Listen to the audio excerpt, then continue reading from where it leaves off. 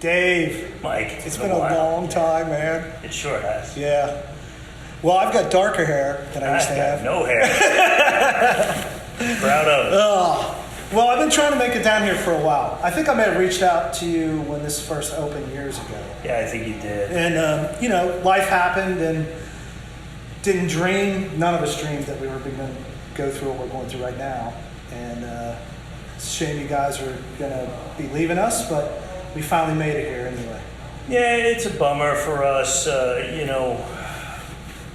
I started putting this collection together about 24 years ago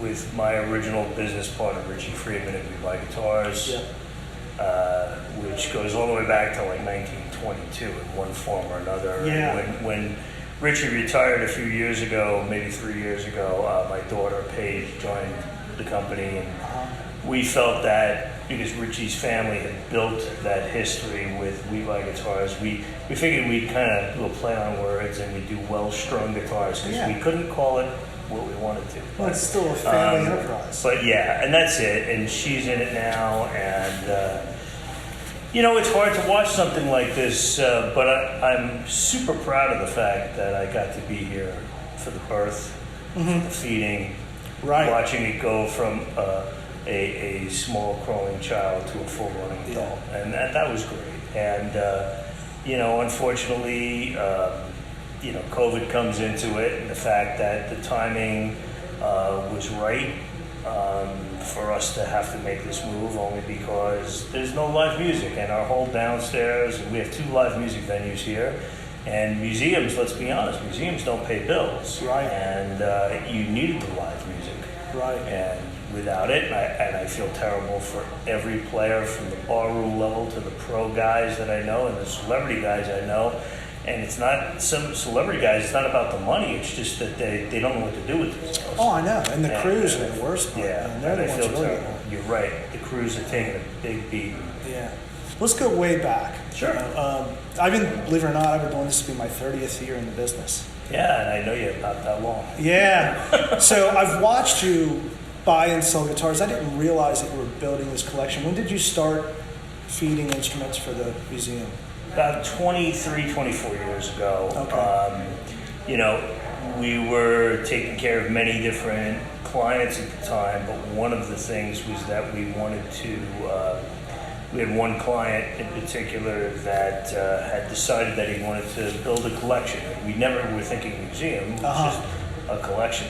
And then, he was like a Telecaster guy, then he found Stratocasters, and he found Stratocasters, and then he wanted a burst, and we just kind of grew it. And then what wound up happening was he does a lot of philanthropy, and he just decided that there was a time where he said, you know what, these are all great stored up in my warehouse, but I really want to share them with the public. Let's put something together. Right.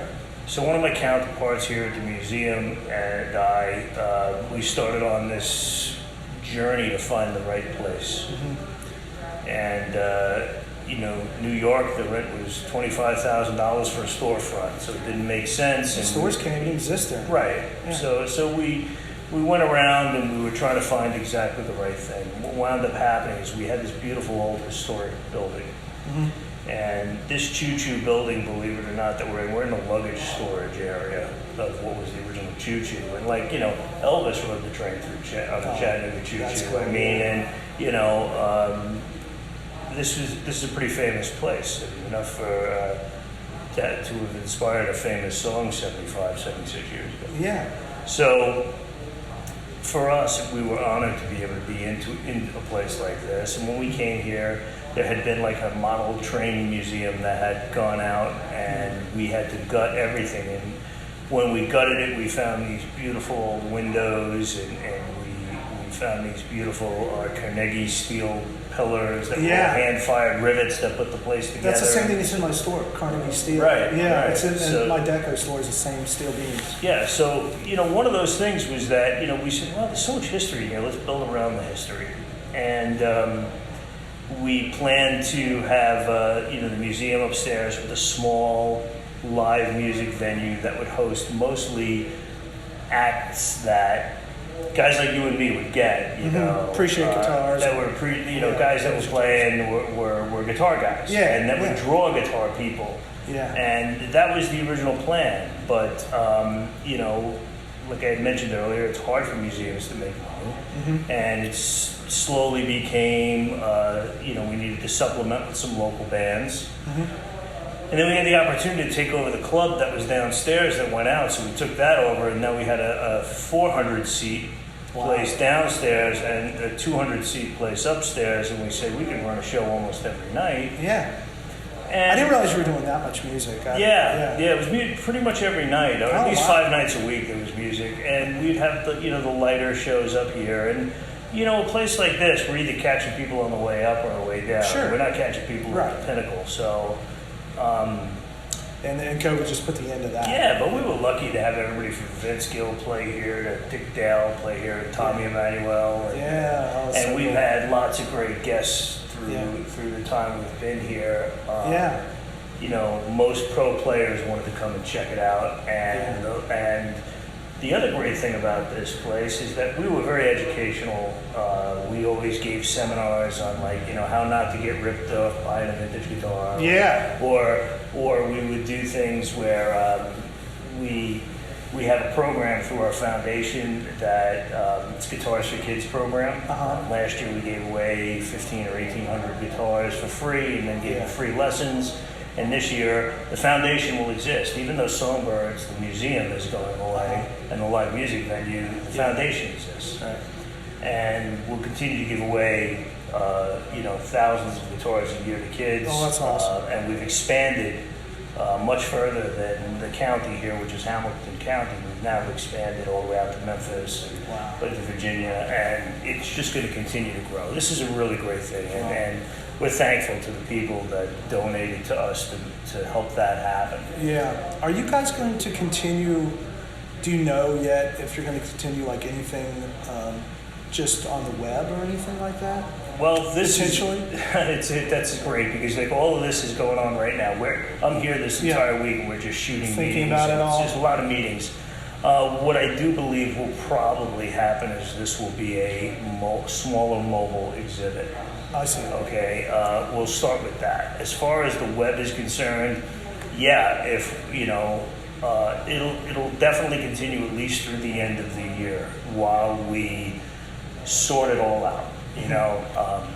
What's amazing is it took us, many years to put it together, and some people were under the impression that it was just going to take a couple of days to close it out, but it's much more involved. Yeah, exactly. It's much more involved. And you were telling me that what you see in the museum is what percentage of It's about 23-25% of everything, and there's 550 guitars on display. Wow. And you found every single item? Except for the banjos, because I don't know anything about a banjo. I think there's a thing called a tone ring. Maybe, but that's all I know. 5 strings are better than 4 strings. I'm the same way. Yeah, 5 strings are better than 4 strings, but that's about it. But everything else, all the flat tops, all the arch tops, all the electric guitars, all the basses. Right. This collection houses more Fender and Gibson history that Fender and Gibson even knew they had. We have many of the prototype guitars are on display here. My thing was always the custom colored Gibson stuff, and I think when we started working together, it was mostly about that stuff. Yeah. Firebirds and T-Birds. Yep. Yep. custom Yeah. color SGs and weird stuff like that. Yeah, I agree. And we have I think about 80 or 85 custom color Firebirds altogether. Oh my God. And I remember I brought 11 or 12 or something to you guys. yeah, I remember that, and we buy it in the old store. Yeah. I remember. Yeah, you brought us some different things. I remember buying from you. It was like a gold one and a red one and a bunch of them. That's cool, though. Yeah, there was a time when this stuff was plentiful, but as you know and I know now, it's much harder to get stuff now. Yeah. Who would have thought that it would have dried up the way it did? But that's a testament to people having faith in the value. Right. Is there a guitar story or something that you remember in your years of the business that really sticks out in your mind? Like, for me, I remember the first time I bought like a Mint 57 Strat. Mm-hmm. I went to bed after I bought it, and I woke up the next morning, I truly thought I dreamed it. So I went and pulled it out of there to see if it was real. I mean, it was a truly, seriously thing. I mean, I know you've been doing it forever, and this is a hard thing to remember, but is there one time like where you thought, wow, this is like the coolest thing I ever found? There's been, you know that good things come to those who wait. Yeah. And there has been many guitars that I chased over a period of time to finally be rewarded at the end to get them. Yeah. And I could tell you a cool Explorer story, or I could tell you a cool Burst story, but my favorite story doesn't involve anything like that. It involves a pair of sisters, the Friedlich sisters, who had a band called, or a group, I should say, musical group called the Tweedledees. And in 1958, they went to Fender to see the new three-tone Sunburst guitar.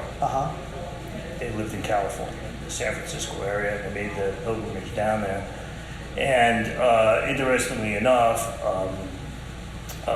there were two, Bertha and Esther, and she played a left-handed guitar, so they made her a left-handed three-tone Telecaster. And her sister, Bertha, was a heavier set girl, and she was very unhappy. She just complained to the Fender people about, well, it's too heavy and it doesn't fit my buxom body What year was quite this right. again? This is 58. Oh, they weren't heavy then. Right? No, but it was too heavy for her. Yeah, I got you, yeah. And she didn't like the way it fit. And I'll make sure that I show you these guitars later. Yeah. And so they made her a customized Telecaster with a belly cut like a Strat and an arm cut. And but the story is a bigger story. I was in a guitar show in Minneapolis many years ago. It was a tiny little guitar show, and a buddy of mine who's in the business called me and says, "Listen, I got a great lead for you, but I can't get there. Just take care of me, and I'm gonna hook you up." And he tells me about this woman with this left-handed Sunburst, three-tone Sunburst guitar, and she wants to sell it. And she was in Iowa. So I went and, got a plane ticket right away. Yep, you can't wait on that stuff. Yeah, so I went down there, and she had it, and she told me the story about the Tweedledees, and that she had the guitar on the table, and we were able to make a very quick deal. And I said, well, where's the other guitar? And she said, well, my sister passed away, and her daughter Susan has it, but she's not selling it. I'm just letting you know right now. And I said, well, I would just love to get a picture of the two guitars together. Absolutely, yeah. She's outside Boulder, Colorado. So I'm like, okay, great. So buy a plane ticket. First I talked to her, and she's like, well, I'm not selling it. I'm just letting you know. I understand completely. Yeah. I understand.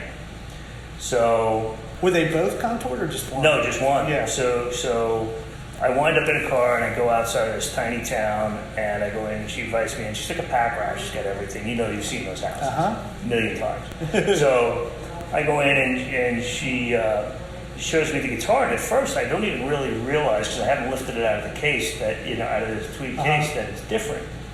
And finally, when I lift it up and I see what it is, I'm totally, I'd never seen anything like it, never heard of anything like it. So I take the pictures, and I had to ask anyway. I said, what amount of money? You have to, right? What amount of money? And she says, no, this is all I have from my mother, and I'm not selling it. So I said, I understand.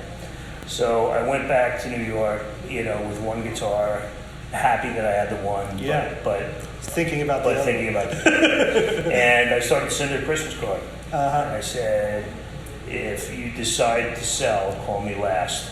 And I used to say that to a lot of people. Sure. Like, go out, get the best offer you can. Yeah. Call, make me the Let last. me call. pay more. Let me pay more, Yeah. but just let me get the guitar. Yeah. I need them to be together again. Yeah. And so I sent her a Christmas card, heard nothing. Second year, I sent her a Christmas card, heard nothing. Third year, sent her a Christmas card, heard nothing. And then in like February of that year, following year, I get a phone call on my Motorola flip phone with a 303 area code. And I said, there's only one 303 area code I know of. And I answered the phone. I literally said, hello, Susan, because I knew it was her.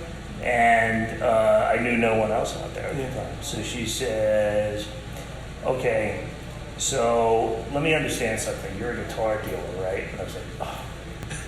Yes, I am.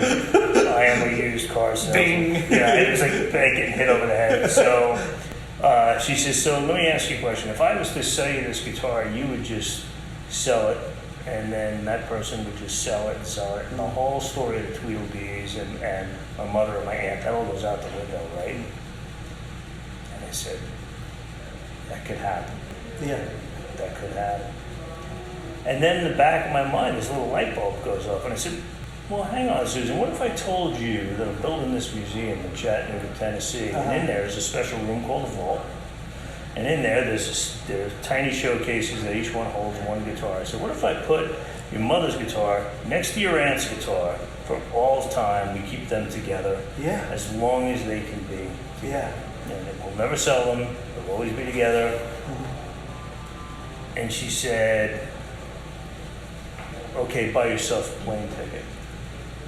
So I bought myself, and she was like, you know, she was a pip. There's no other word, you know. Yeah. Every word about her mouth was sarcasm. She was funny, but, you know. So I fly out there, and the guitar's like still in the same place on the dining room table. Like she hadn't moved it in all those years. Wow. And I had bought like a knapsack full of money. Yeah. Because I just didn't know. Whatever it takes, I just man. didn't know. Yeah. So when I got there, we opened the guitar and I looked at it again, and she says, tell me the story again about this museum. So I tell her, we're building this museum in Chattanooga, Tennessee. We go through the whole thing. This was before it? Oh yeah. Not while we were in construction. Gotcha. And she says to me, I said, so, you know, let's get down to brass tacks, you know. Yeah. What do you want for the guitar? And she says, well, you're going to hang it next to my aunt's guitar always? I said, yeah. Yeah. You can have the guitar. Oh. Wow. So the guitar is not only part of the museum, it's actually part of our foundation. So Yeah. that's an irrevocable trust, so it will never be sold. That is and they'll awesome. always be together. And that's kind of like what we always set out to do here, is to try to, you know, get these guitars and keep them together as a group forever. And, you know, that's what we're succeeding at. Yeah. You know, even after the museum closes, the guitars still stay together. That's cool. There's no auction. They're not all being offered for sale. It's Yeah. just, you know, we're keeping them together. Well, it'd be cool if you guys could still, you know, manage to get them around the country in other museums, like you suggested before. Yeah, that's on the table right now, and you know, I think that, you know, and I've used this before in different interviews, and I apologize for being redundant, but you know, there's no more Beatles. I'm sure you've heard. Oh, yeah. And it's real hard when, you know, musical instrument sales are competing against iPhones and Nintendos. Yeah. And the holiday time comes around, and no, Johnny's not getting a little drum kit anymore, or a little Casio keyboard. He's getting a phone or you know, an iPad. And you know, that's musicianship is going to suffer. And what suffers the most is when you look around this place. These instruments, a lot of these instruments were originally bought for young people to learn how to play their instrument, whatever it is, their guitar, their bass, their mandolin, their banjo, whatever. And the fact is that if we don't get young people interested in this is going to be firewood. Absolutely. It's definitely going to happen, and not on my watch is the way I look at it. Yeah. I mean, we will continue to teach, whether it's in this museum, with this foundation, within my store, one way or another, we will going to continue to teach young people that, you know, this is vital. Music changes your life. It's the most powerful. It promotes nostalgia. And nostalgia is the purest of human emotions and Yeah. the most powerful. And vintage guitars in particular, I mean, it draws people into the history of music. Absolutely. And you know, it really, I think, individual instruments that are custom colors and stuff were appealing to someone who was special in some way. They wanted something that was them. Yep. You know what I mean? So the collection here is certainly represents that, I think. I think it represents the individuality of a musician and how they can bring a personality to their act through an instrument. True. Yeah. And also, you know, it took a lot for an 18-year-old young man, because most players back then were men, and it took a lot for an 18-year-old man to tell his dad, I want the baby blanket green color. Or the pink one. Or the pink one. Exactly, right? So that was like a real thing. Yeah, man. And that is directly correlates to why those guitars are so much rarer now. Absolutely. Than blue or red or white, right? Yeah. So, you know, one of the things is just dealing back to that whole nostalgic thing. It's like, you know, music plays such a big part of our lives. I mean, at 57 years old, I can tell you where I was when the Beatles broke up. I can tell you where exactly where I was when I heard that news. I could tell you what song was on the radio the first time I got kissed by a girl. I could tell you the first time I saw an ocean, what music was playing. Yeah. Like, you listen to, you know, you flip back through a station and you hear a song and it brings you somewhere, right? And all those songs were created with instruments like this. Yeah. Okay, during the guitar era, because, you know, before Leo Fender, you know, the sax was the lead instrument in the band. I mean, or the piano. And Right. that was, he was the guy. Yeah. But, you know, when Leo Fender came along, suddenly you had guys like Buddy Holly stepping up in front of a microphone, playing a guitar, singing, Yeah. you know, or Elvis shaking his hips, or whatever it was, and the rock star was born. Yeah. And this was the weapon. I mean, you know, Chuck Berry used it as an extension of, you know what. Absolutely, So yeah. the whole idea was, you know, this was a very, you know, it got young girls screaming, and it got young boys saying, hey, I want to be like that guy. Absolutely. Because I want the young girls screaming for me. So that was a really big part of it. Let me ask you a little bit about some of the guitars. You know, being from Cincinnati, I would be amiss if I didn't ask you about the Rick Vito V8 Explorer. Yeah. What do you know about the history of that story? I mean, Well, those Rick are the actually came to my Ed store the day he did all that. Okay. Yeah. That was you know, an interesting deal to get them here. There were a few players involved, and you know how it is. Everybody's got to tap the cup on the way around the room. But that was okay. That was okay for me.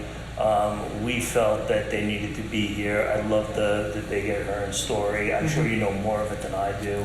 I used to watch him play when I was a kid. That's amazing. Yeah. Was he playing that? They played an Explorer, yeah. That's crazy. I never saw the V. The lefty V? I never saw that one. Yeah, that's we have them here. We'll show them to you. Yeah, he played with oh god, what was the black guy's name? I can't think of it. It escapes me. But anyway, yeah, I used to play literally a block down from my store. Yeah, that's crazy. I mean, you Big know, Ed for Thompson. us, right? Yeah. Big Ed Thompson. Big Ed Thompson, right? So we were really happy when the opportunity presented itself. Yeah. We didn't want to miss out on it, and you know, I can count on one hand how many great real explorers that have not been messed with are out there. It's you know, there are several around. We know where most of them are. We know different places they've been. But the interesting thing is that so many have been manipulated at this point. I've always been afraid. I've never owned one. No. I had a chance to get one out of Indiana, which a friend of ours ended up with. Right. But you know, at the time I was always a burst guy. It was like, I didn't have endless money, so it's like, do I want a burst or do I want that guitar? Sure. And you know, the wrong choice I made. But you know, you never know. You know, they were always scary. I mean, probably about 6 or 7 years ago, I got a call from somebody in the UK, which is always a scary thing in the guitar world anyway. Yeah. He called me up and he's like, "Hey, listen, I've got an Explorer that belonged to so and so, you know, this is how much it is." And I said, "Look, you send it to me. If it's real, I'll wire you." I said, but there's no money up front, you know. And sure enough, like, you know, a couple of days later, dealing with customs and everything else, the guitar shows up, open it up, and, you know, for me it was, you know, 5 minutes of my time to know that it was just not a real guitar. I've been that way from something pretty good. Yeah, and the guitar made its rounds and went through a couple of dealers, and then I get a call from one of the principals of the museum, and he says, hey, I told him to call you. Some dealer is offering me this guitar, it's an Explorer. And I said, oh, okay. I said, you know the serial number? And he says, yeah. And he tells me the serial number. I said, hang on, I'm texting you a picture of the back of the headstock. That guitar was in my store 48 hours ago. And we already 48 hours ago. We already said it's not the real deal. So, you know, and, you know, they were asking, you know, some kind of ridiculous amount of money. And it was just, look, there's no amount of money. If the guitar's not right, there's no amount of money. Right, exactly. So, that's the other thing that we pride ourselves on here, is that we didn't buy those guitars. We never bought the guitars with the breaks and the changes and the refins, and that was just not our thing. Right. You know, I've personally seen you pass on guitars, and I've been kind of surprised that you did. And maybe it just weren't special enough, or not clean enough. Yeah. You know, and you know, I'd snag it one behind you. Right. And that's fine. And you know what? Something. I mean, that was the one thing. I mean, you know, for a long time we were just buying, you know, such massive amounts of guitars in a year just to build this, because, you know, it's different when you're building a collection for yourself and then you're going to turn it into a museum, because now you have to buy what other people's eyes like. That's interesting. Okay. Yeah. See, when it first started off, it's like really easy to say, okay, we're just going to be Fender Gibson guys. Whatever he liked. That's what they like. Yeah. All right. And then it goes from there to, well, you can't have a museum and not have some Rickenbacker or some Gretsch, and you can't have a museum and not have some Martins and some, you know, other Gibson flat tops and stuff like that. Yeah. So what would wind up happening is, you know, we had to make some decisions and expand a tremendous amount. But another thing is, I mean, with me personally, is, I mean, I think as a collector and a dealer, when you get interested in something, maybe somebody else's interest might draw you into that area. You know, somebody might ask for Rickenbackers, so you start researching them and finding them, and before you know it, you love Rickenbackers. Absolutely. You know what I mean? I agree. I've found, well, it's not only that, it's just that, you know, how much your knowledge gets expanded. You know, there are a lot of people out there that think I know an awful lot about guitars, and maybe I know a bit, but the whole thing is that you need to keep learning every day. And, you know, my father used to say, you know, you got two eyes and a mouth, you know, keep two open, one shut, and you'll learn a lot. And that's really what it is. But, you know, it is about asking questions and diving deeper. And every once in a while, I still get totally surprised. Somebody sends me something or sends me some information about a guitar that just opens my mind up to something where I'm like, I never knew they did this. Yeah. You know, when I had the people from Gibson came here, the people from Fender came here for the first time, their heads exploded because they didn't even know they made a lot of these guitars. Isn't it crazy? They had no idea. The companies have lost a lot of the history. I mean, dealers know way more about that kind of stuff than most of the companies ever knew. I was showing the Gibson guys, we have a 57 Les Paul Custom here that's chambered for it to be made lighter. Yeah. And they're like, they had no idea they made the guitar, you know? And I'm like, well, look, you can see the top was put on afterwards. You can see how this was made.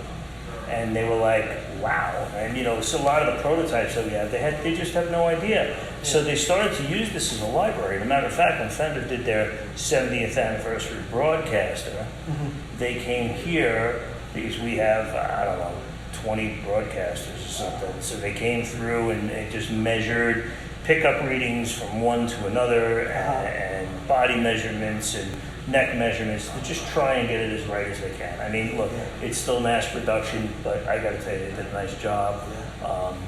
When Gibson was doing which they're doing now is their new Explorer and Flying V, they came here with an incredible machine. I've never seen anything like it. It's this guitar, a 3D printer basically made for guitars specifically.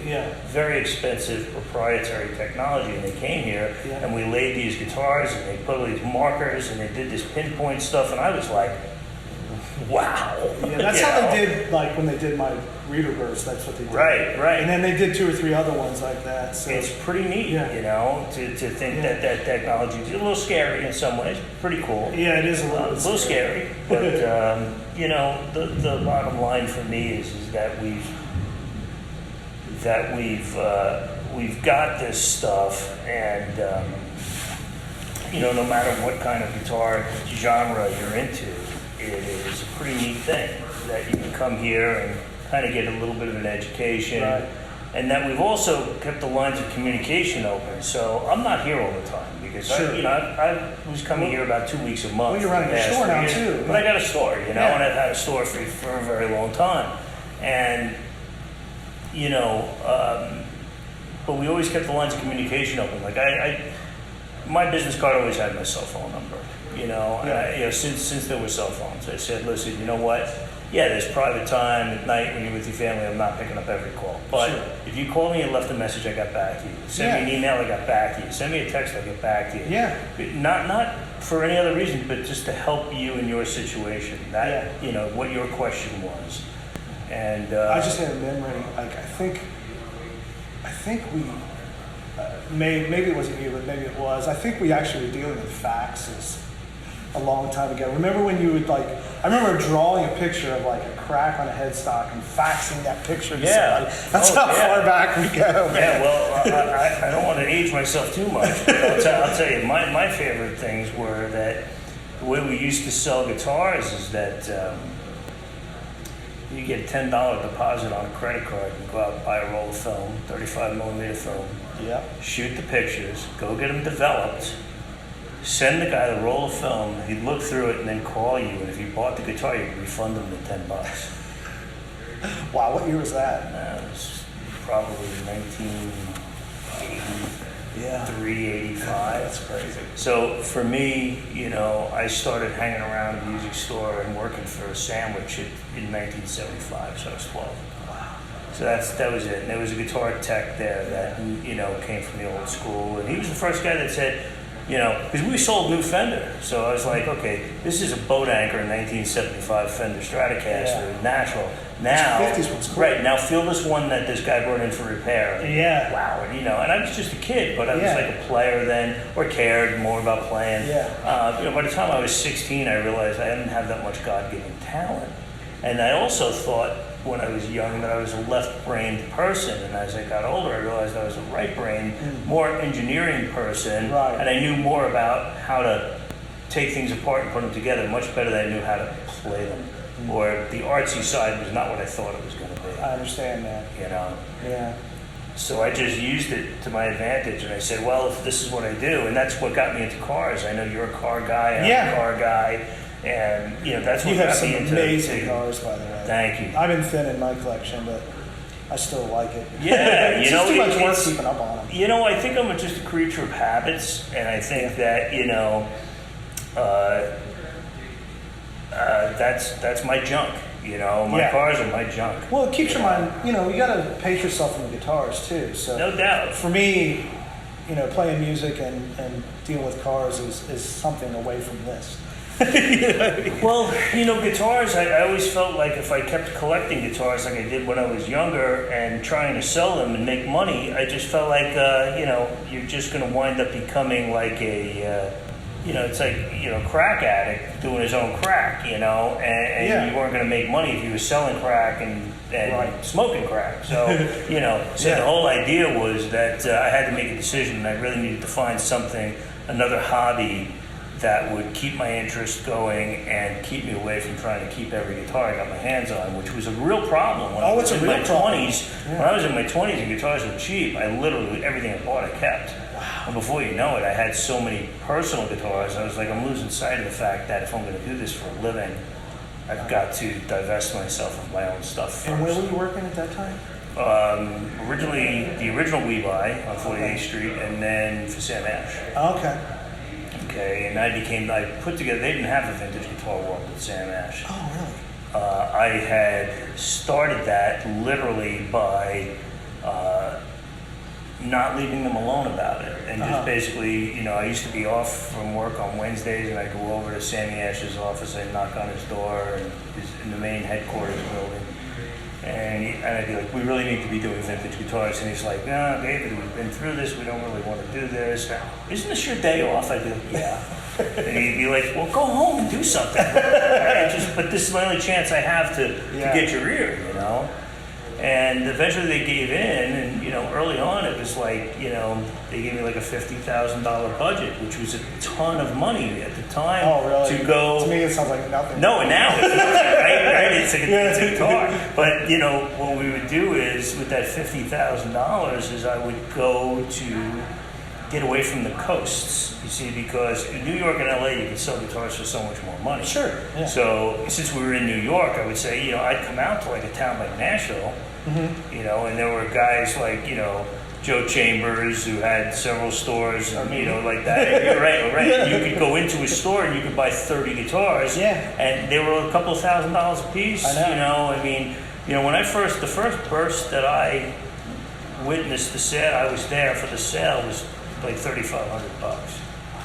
That was the first. But I routinely remember buying maple neck Stratocasters for $600 and selling them for $750. That's hilarious. That's awesome. I remember in the original We Buy, we had stacks of Les Paul Juniors on the floor without cases. We'd buy them for $50, sell them for $75. And it didn't matter if they had broken headstocks, changed pegs. It was just a stack. It was like a pawn shop, and they'd be piled up, you know, 4 feet high, 3 feet high, and people would be grabbing them by the necks and yanking them out. Oh, that is hilarious. Because we whoever thought a Les Paul Jr. would become a collectible No, they were guitar? kids' guitars. They right? were children's student-level guitars. We never thought for a moment, well, this might be something. Yeah. And we can say that about a lot of guitars. Right, and then, you know, as time goes on, people realize, well, hey, that's the same mahogany that's in a burst. Yeah. That's almost the whole guitar, And, really. and that single coil pickup really does a lot with that mahogany. Exactly. Yeah. So it's like that trickle down effect of you know, the burst being here and the gold top, and then the later, you know, the other gold tops, and so on and so forth. It just kept going down. So is there one particular collection in the museum right now that you're either really proud of, or you would say is, you know, sticks out in your mind as something extremely special? You know, it's kind of hard. We're incredibly blessed. You know, we have 38 bursts, and we have 9 or 10 Carina V's that are real. Yeah. But I think the thing that blows me away the most is a lot of the prototypes we have, and a lot of the very early, when I say early, pre-1960 custom color Fender guitars and prototypes. That to me, I guess if I ever had to really make a choice, I had been a Fender guy first. My Esquire that I bought at a garage sale when I was 9 years old, which is Tower Turquoise, is hanging in the back here. Oh, wow, we got to look at that. I I'm an bought Esquire that. fan. Yeah, me too. I'm a total Esquire guy. And, you know, the idea that we were able to put together those guitars when they were still available, because it's really almost impossible now to get a maple neck custom colored guitar. And the custom colors that were made before there was a custom color chart, there were only 2s and 3s. I mean, they'd go out and they'd buy a pint of colors paint. were almost individual. Yeah, they'd buy a pint of paint. As many guitars as they could paint with that was it. They'd thin it, they'd get a quart. Yeah. Right, so you buy a pint, you thin it, you get a quart, paints 2, 3 guitars. That was it. Right. You know. And you know, same way with Gibson early on, like the 57 Special I have, in the log it just says red. Right. It doesn't even say, you know, cardinal red, because Right. it wasn't cardinal red. Right. It's just red. Right, You know, absolutely. it's And like- you know, that's really interesting. And that's a point I was going to bring up myself. You know, a lot of people have names for 50s custom colors. Now I'll tell you what my feeling is on that. Back then, when somebody said I need a green guitar for so-and-so, okay, whoever was on production head that day, a supervisor would say to the kid, hey, run down to the auto body supply and get a can of green paint, or blue paint, or red paint. So whatever they came back with is what the guitar wound up being. Or they'd say, oh no, we need lighter blue, or we need Throw some white in darker it or blue. something. Right, whatever it was. Yeah. And that's kind of the way that a lot of this went. Now, with that being said, when I was a kid, I was always a car geek, just always a car geek. And I used to hang out on Long Island. There was a place called Hustle Line Auto Body Supply. And when I was hanging out there in the 70s, maybe the late 70s, my friend Mike Hustline, it was his dad's place, and they used to literally throw away all the paint chips that got old.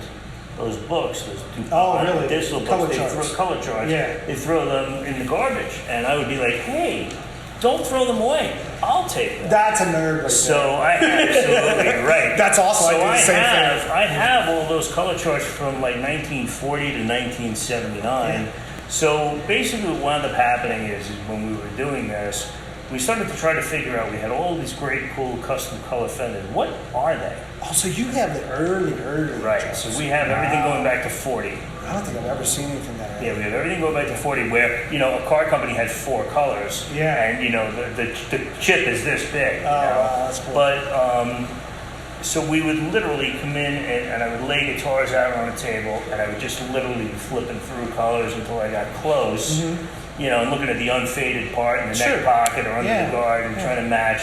And we came up with some names for the colors that were accurate names. Now, Ford would call a color one thing, and DuPont would sell to Ford, and they'd also sell it to General Motors, and GM would call it something else. Just like within GM, if you're a GM guy, you know that Marina blue in Chevrolet is the same as a color in Pontiac.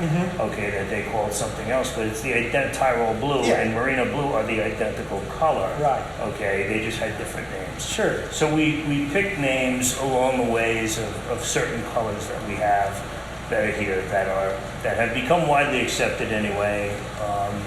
And as we learned more, a guitar that we thought might be ocean turquoise. See, ocean turquoise in the 1950s is nothing of what ocean turquoise was in the Fender catalog in the 60s. Right. Ocean turquoise is 1951 Chevrolet color that appeared like on a Bel Air.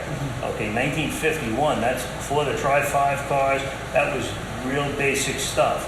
And metallics were not available on the Chevrolet. Metallic colors were saved for Buicks and Cadillacs. I got you. Okay, because those are more expensive cars. Yeah. So the flat paint showed up on Right. lesser cars, like the basic Ford, but maybe the Lincoln or the Mercury got the metallic, so on and so forth. So what's your thoughts on the sparkle guitars? I mean, some people believe that Fender sent them out. Or didn't They use- did. Yeah, they did. It's basically when we were doing all the curation, because curation is more than just hanging a guitar up. Sure. We want it to be a lot as fact-based as we can possibly be, and not leave as much to conjecture and rumor. So we set out to do a tremendous amount of investigating, Richie and I, and so there were 3 different outsourced body shops that they would use, and the main reason why they would use outside forces is that all paint guns that Fender used were suction style guns. Okay, they used a gun called a Binks number 7 gun. Okay, and that's a suction, you fill a paint can, and as air pressure creates a vacuum that sucks the paint through a tiny little straw, diffuses it, sends it through the nozzle. Sparkle the room. Right? But body shops Yeah. use downdraft guns. So the cup would be on the top so they could handle a heavy metal flake. Okay? And the nozzles were different.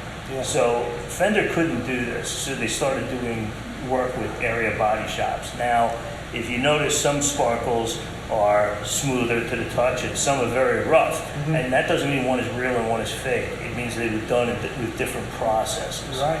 Okay, I've seen some that are absolutely genuine guitars shot over all different kinds of primers. Sometimes it's just over a custom color. Sometimes it's over a sunburst. Sometimes it's over a funky primer, like a gray. But it doesn't mean it's fake. There are telltale signs that guys like you and me, we know the difference between what's real and what's not real because of years and years and years of doing this. And sometimes, like, I have a Jaguar that same pinkish sparkle burgundy. Right.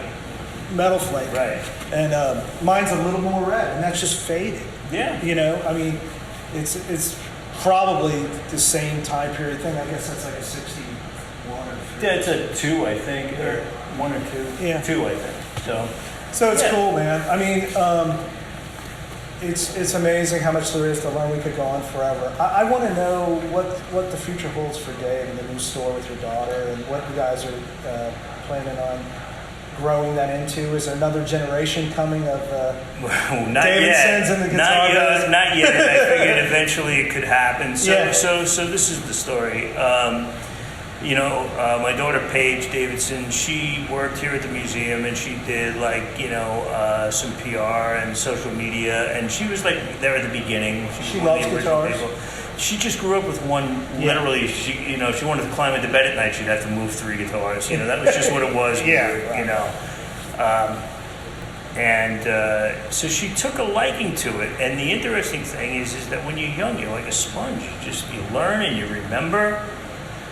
You don't even know how much you're getting in your head. And I've forgotten more than they know now, and I was really lucky. And the other thing is that, we saw an opportunity. Friends of mine at Fender said, about 3 years ago was the first time that they actually sold more brand new guitars to females than males. So the world's changing, man. It is. And that's about time. Old gray hairs, or no hairs, like me, we have to kind of keep up. And the thing is that that's where it's heading. Mm-hmm. And, I consider guys like you and I like Generation 1A of the guitar business. Because there were guys that are older than us. Oh, absolutely, yeah. Okay, that were there in the beginning of when this went from used to vintage. Mm-hmm. Okay, but we're like not really the second generation. We're kind of like caught in between. Our teachers were the first generation. Yeah, that's right. There's not really too many next generation guys. Very few guys. I mean, and the thing is that, with Paige working here in the museum, as long as she did, she just picked up so much. And then, all I really needed to do is say, okay, we're going to just open up a lot. And because we have a rich inventory and we have a lot of traction from WeBuy, and all the years of WeBuy, we have a lot of traction. So we get a lot of really good collections. We get people that we sold guitars to 25 years ago coming back. Yeah. To sell us something. Hey, I'm moving out of the cold weather in New York, and I'm going down here, and I got those 25 guitars you sold me over the years, and now it's time. It's sort of the perfect spot too, because it's not, you're not in the city, but you're close enough to where if you're traveling. Yeah. I mean, it's a comfortable area. I always enjoy going there. Yeah, we don't really worry too much, honestly, about who walks in the door, because even though technically we're a store by definition, business is just done differently now. Sure. Most of the business is done online. It is. We don't put our better instruments up on venues like eBay or Reverb. That's not what that's for us. Our better guitars are just things we use social media. We post a guitar on Instagram, it's gone in 5 minutes. Because I'm a watch guy too, because you know how that goes. Kind of like they travel cars, watches, guitars. Yeah. And I'm a watch guy. And when I look for vintage watches now, I basically just look on Instagram, because the guys that I follow now in the watch world, they post them there, and you've got 5 minutes to make a decision. Yeah. And what we found was, we should be doing that for guitars. So we started pushing that through hard a couple of years ago, that every new guitar we get goes on Instagram first. So if you want it first, like we might call the guy we know and say, hey, we just got this really cool 335, and they want to buy it. Right. But if that initial impact phone call doesn't work, then it goes immediately on Instagram, and I will tell you, 95% of the time, the guitars are gone in minutes. That's awesome. And it is awesome. Yeah. Because especially, like, we don't do a lot of consignment, but we do some. But that's very pleasing for a consignor to know that, we were able to take his guitar and turn it into cash really quickly. Yeah. So, we're proud of well-strung guitars, and we know that, we have history, and even though the name is new, it's the same place. Same people, you know. And- Tom who works for me, John who works for me, they've been with me 28 years. Really? And you know, I've never ever let go of an employee. Yeah. My guys are lifers because they're taken care of well, I should say, and they're just as much good to our geek as I am, you know. So they show up, you know. Well, I hope you guys are around forever, and wish you the best It's of a luck. long It's time. been like I don't 2 know how years. long I want to be around, but eventually I'd like to put my toes in the sand, let Yeah. my daughter and the younger people that work for me take over Yeah. and run it the right way going forward, but just with a good set of ethics to run it by. You know, we were both around for the recession in 2008, and Yep. we saw what that did to a lot of people that we knew in the business. Yep. And a lot of people didn't put away for a rainy day, and when money got tight, some people became ethically challenged and got chased from the business. Yep. And that happens. Yep. But you want to know something? The guys that always did right, they're still here. That's And right. They're here for a reason. And God knows what's coming in the future. We could be Yeah, we don't know. experiencing another one of those things. Yeah, we don't know. We don't know. You know, the way that I look at it is, you know, it's always interesting. It's when the stock market's tanking, the guitar market's on fire. It's just always the way it's been. It's really People weird. trust a tangible asset, Yeah. something they can hold, Yeah. and they can play. Plus, it's more fun. Right, and if you own it, for 5 years, Yeah. even if you don't make any money, you pay a small rental fee to have something that you can use every day. Yeah, absolutely. And that's better than art hanging on your wall, you know. Absolutely. Well, man, I look forward to seeing the museum. We haven't really spent much time. Yeah. Well, Yeah. we're going to walk around. And All right. We're going to take a look and see everything. And there's lots to see here and lots to talk about. And I'm sure you'll recognize a few along the way. Absolutely. And maybe that you own them at one point, or that you just saw them somewhere.